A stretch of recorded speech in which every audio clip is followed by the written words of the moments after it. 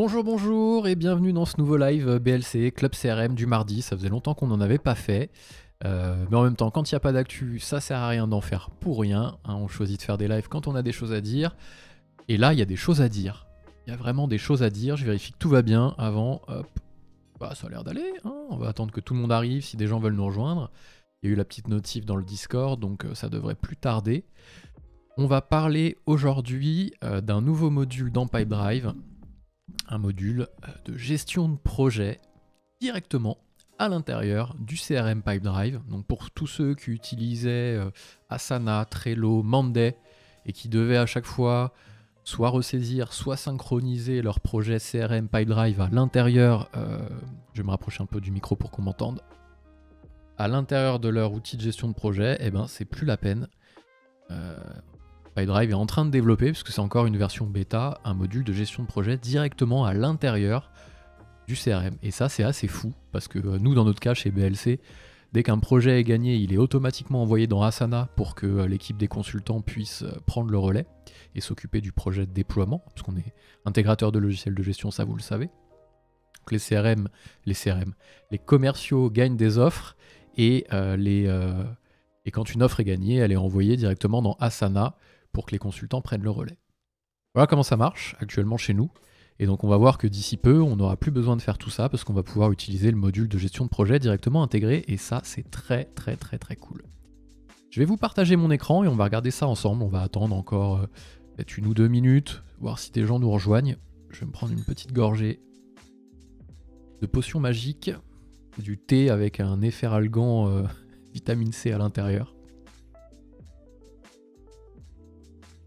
Ouais, un peu KO, 3ème dose. Voilà, bref.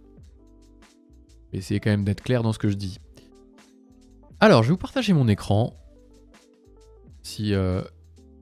Hello, hello, salut Alex, j'espère que ça va. Ouais, top sujet, on va voir tout ça ensemble. Je vais me mettre sur l'écran. Hop, normalement, on est passé sur mon écran. J'ai ouvert la petite fiche de la base de connaissances.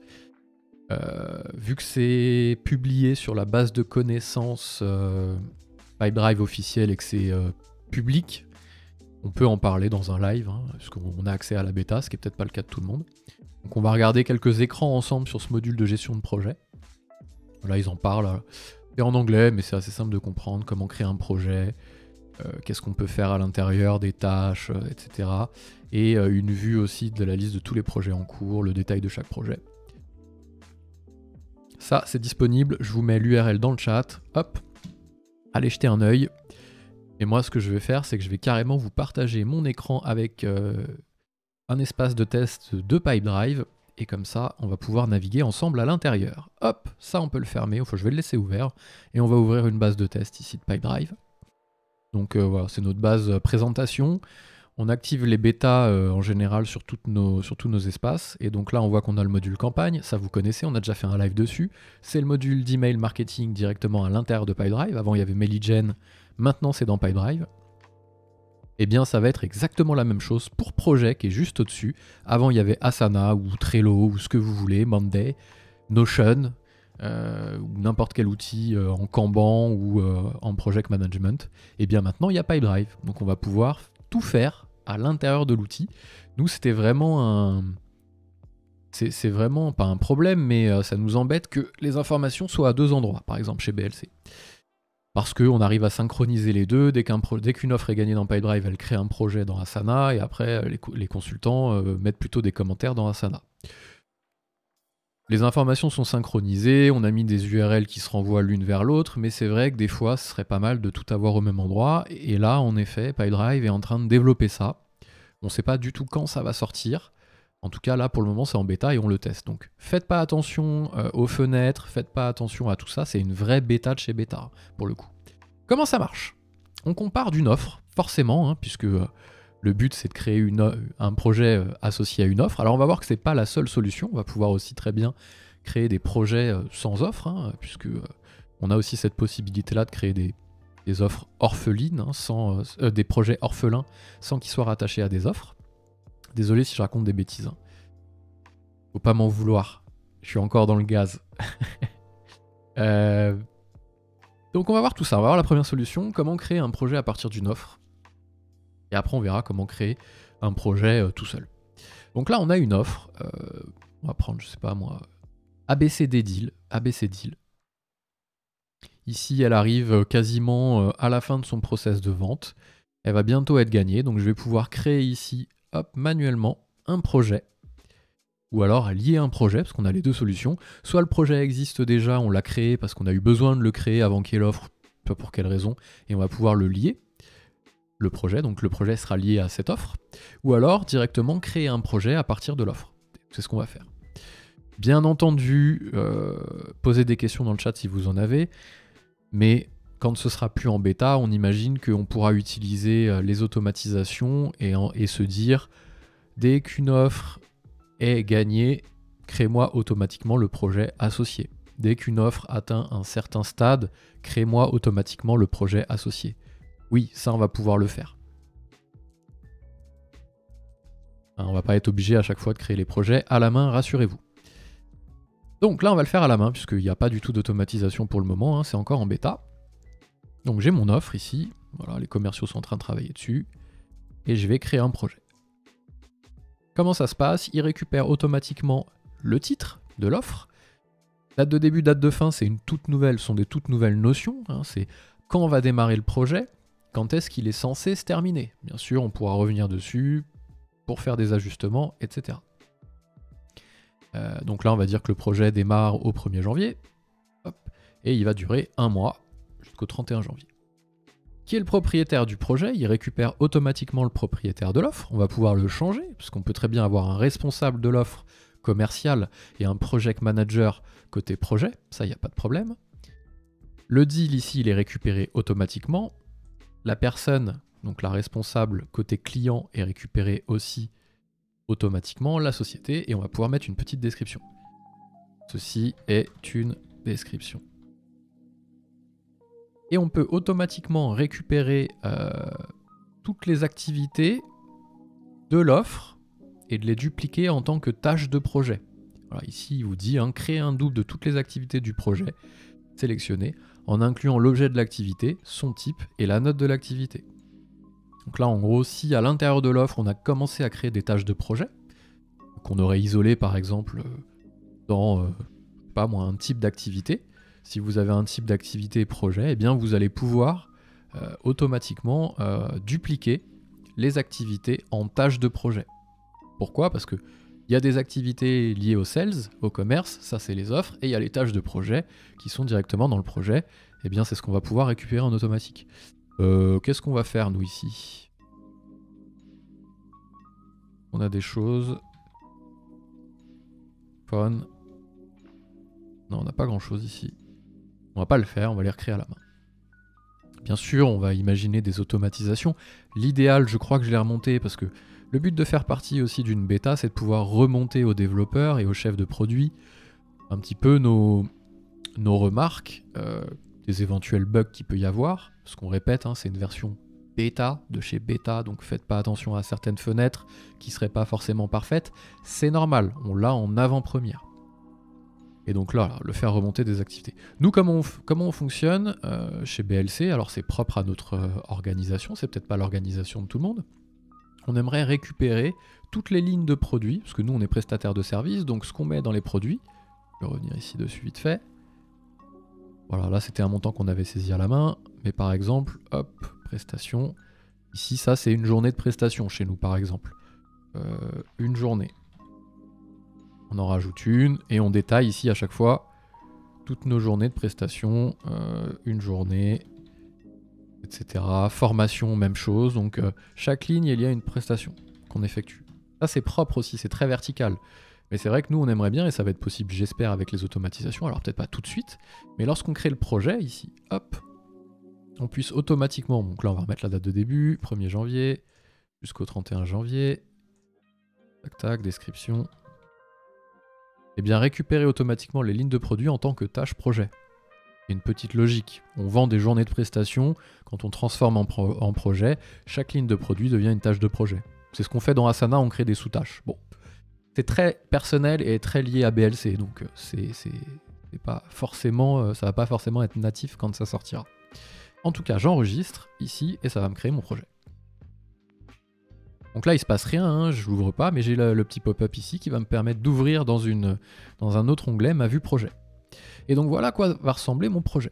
Là, je suis rentré à l'intérieur du projet. Si je me mets juste au-dessus dans le module projet en lui-même, je vais avoir le listing de tous mes projets, un petit peu comme le listing de toutes mes offres.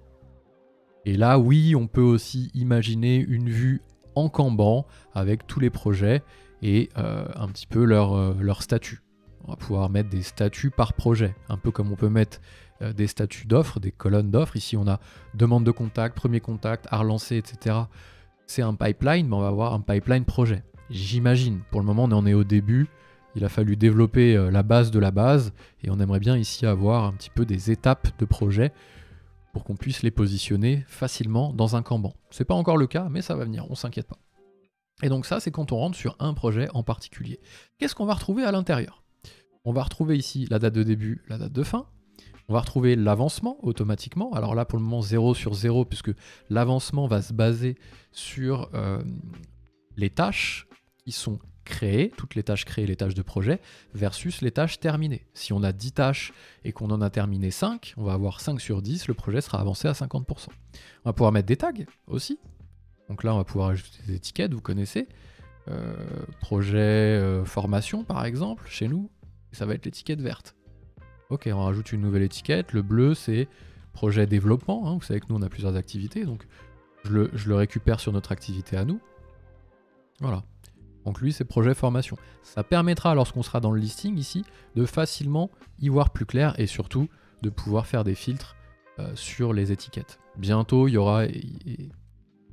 Comme la boîte de prospect, au départ, il n'y avait pas les vues filtrées personnalisées, eh bien, ça va être pareil sur la vue projet. Méthode agile, on développe au fur et à mesure, on fait valider aux utilisateurs, ils nous donnent leur ressenti, on continue de développer. Classique, méthodologie agile. Donc là, on a ici le listing dans son plus simple appareil. Hop, on rentre dessus. Donc on a notre petit tag, la date de début, la date de fin, pas de souci. Des champs personnalisés s'il y en a. Donc on peut... Alors non, pas des champs personnalisés, on peut modifier ici la description. Modif, enregistrer. Comme ça, on va pouvoir mettre un petit laïus. Voilà comment on modifie. C'est pour ça que je vous dis que les fenêtres ne sont pas encore tout à fait terminées. Voilà, quand le module sortira, il se basera vraiment sur l'interface utilisateur du reste des fenêtres, bien entendu. Et donc là, on a 3 onglets. Ici, on a la vue un peu comme sur une offre. Hein. On va avoir, hop, sur une offre à gauche, toute la partie signalétique. Et à droite, on va avoir le détail, la timeline. Donc là, ça va être pareil.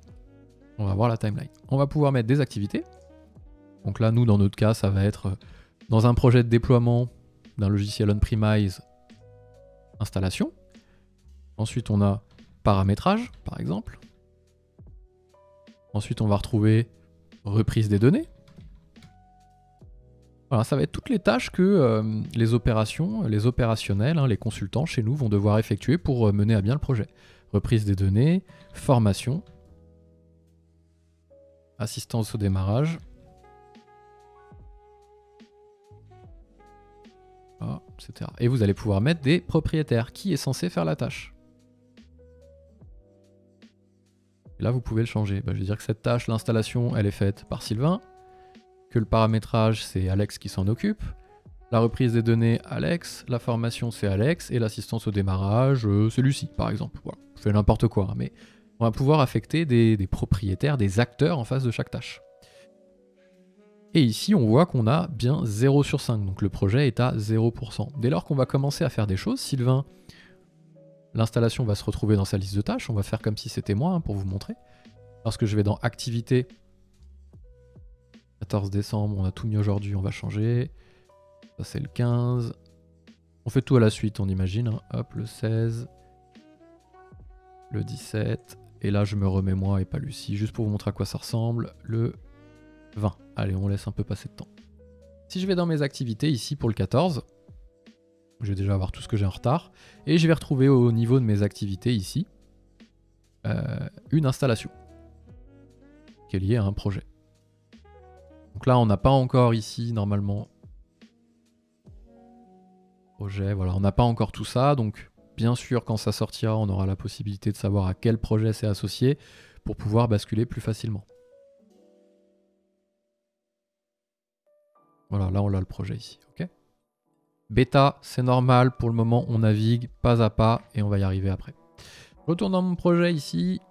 Non, ça c'est mes campagnes, c'est autre chose, on en a déjà parlé. Je dis que l'installation est terminée, je devais la faire aujourd'hui. Hop, mon projet avance. Ici, alors il n'y a pas le pourcentage qui s'affiche. Ça peut être un truc intéressant, pourquoi pas. Et que ce soit stocké dans un champ virtuel pour pouvoir dire sors-moi tous mes projets qui sont quasiment terminés à 90%. Il reste un dernier coup de collier à mettre, allez on va se focus là-dessus. On les solde et comme ça on passe à autre chose. C'est marrant, c'est des sujets qu'on a en ce moment plus chez nous. Donc c'est assez marrant de prendre cet exemple-là. Donc ça pourrait être cool. J'enverrai cette vidéo, tiens, ce replay aux devs et aux chefs de produit. Je fais des petites remarques en live que j'ai pas forcément écrit tout, alors il faut que je pense à les mettre dans feedback. Voilà, donc ça c'est mes tâches. Ensuite j'ai mes fichiers. Pouvoir stocker ici des fichiers. Sur un projet, on stocke des fichiers. Cahier des charges, des plans si vous êtes dans l'industrie, tout ce que vous voulez. Bref, vous allez pouvoir téléverser ici des fichiers. Donc là, vous ouvrez, vous mettez dans votre navigateur, hop, ça roule. C'est organisé un peu différemment que le module offre. D'après moi, je préférais mettre tout à la suite et avoir la possibilité de filtrer sur les tâches, sur les fichiers, sur les notes, un peu comme c'est fait à l'intérieur d'une vue offre, où on a tout pêle-mêle avec la possibilité de pouvoir filtrer. On a toute la timeline. Maintenant, c'est encore en bêta, donc ça va changer. Et les notes, pareil, on va pouvoir ajouter des notes. Je suis pas sûr qu'il y ait encore l'arrobase. Pour le moment, il le sort bien pourtant.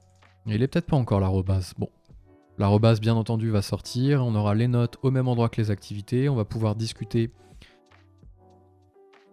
Test. On va faire test ici, enregistrer. Voilà, tout ça, ça y est pas encore. Ajouter un commentaire et tout. Hein. Vous connaissez ça dans Offre maintenant, c'est révolutionnaire. Sur une note, vous allez pouvoir citer des gens. Et surtout, bien entendu, rajouter des commentaires.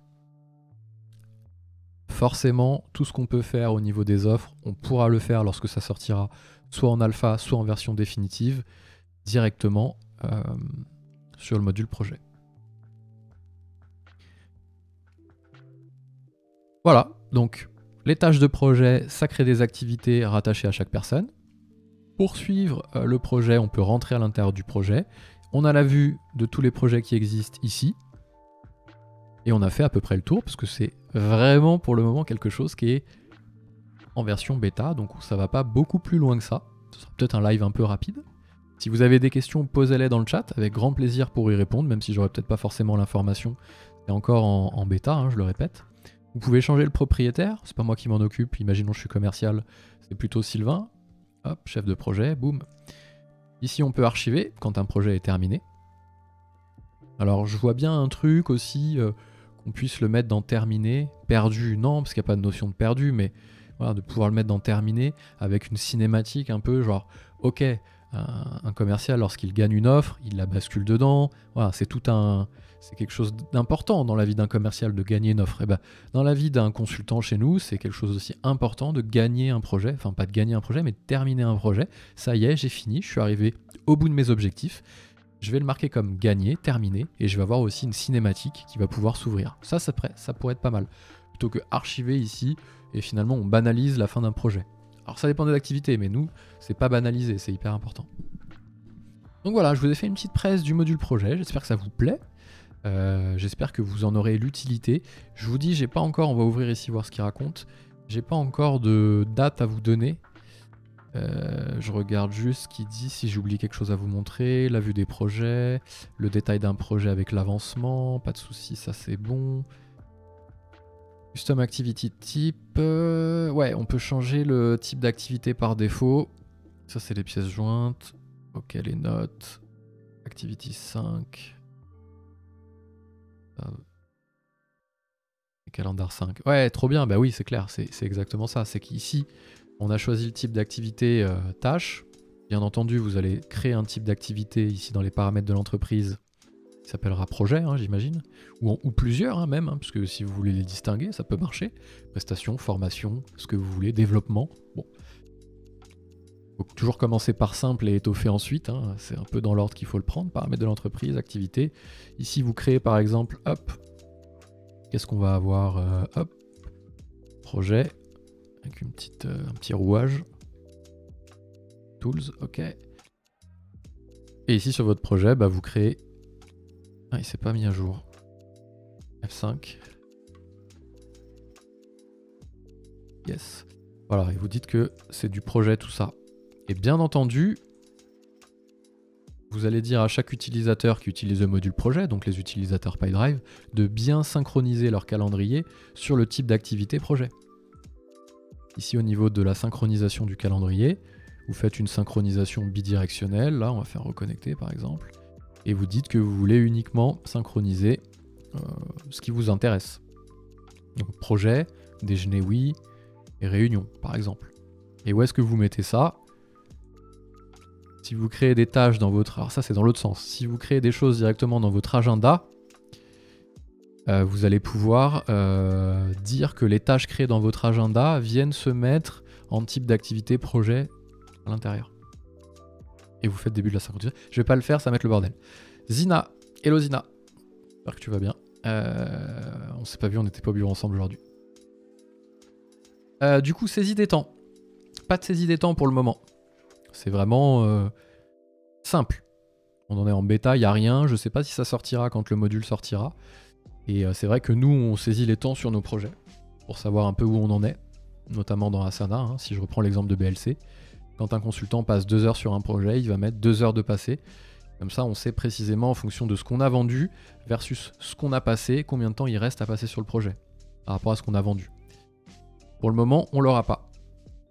À voir, si c'est beaucoup demandé, ils le rajouteront. Si c'est peu demandé, ils le rajouteront pas. PyDrive fait comme ça. Mais je pense qu'on aura plutôt une synchro avec un outil tiers. Nous, c'est ce qu'on fait hein, dans le module de gestion de projet. Asana, on utilise... c'est même plus ce qu'on utilise pour les heures. Mais on utilise un outil tiers qui est synchronisé avec Asana. Donc on part de l'usage de base et après on vient construire un petit peu notre sales machine, notre project machine. Donc pas de saisie des temps. Merci pour ta question. Ça dynamise un peu le chat, je me sentais seul. S'il n'y a pas d'autres questions, bah, je vais gentiment vous laisser sur cette belle petite présentation. Je vais retourner sous ma couette, mourir de ma 3e dose. Et on se retrouvera pour des nouvelles aventures. Synchronisation est beaucoup plus facile aussi. Oui. On attend les évolutions. Ouais, bah ouais. Avec impatience. On attend déjà que ça sorte, parce que si ça sort, on aura déjà plein de choses. Et quand ça sortira, ils auront rajouté... voilà. Déjà, les fenêtres sont toutes les mêmes, elles seront homogènes avec la vue offre, ce sera vraiment chouette. Et en effet, Alex, la synchronisation est plus facile aussi, carrément. Et ben, j'espère que ça vous a plu, ce petit club CRM sur la nouveauté Project Management de PyDrive. C'est important pour nous de vous le montrer. N'hésitez pas à revenir vers nous si ça vous intéresse. Et puis bah moi je vous dis à très vite. Et moins cher pour PyDrive, ouais, en effet. Bye bye tout le monde, j'espère que ça vous a plu. Ciao.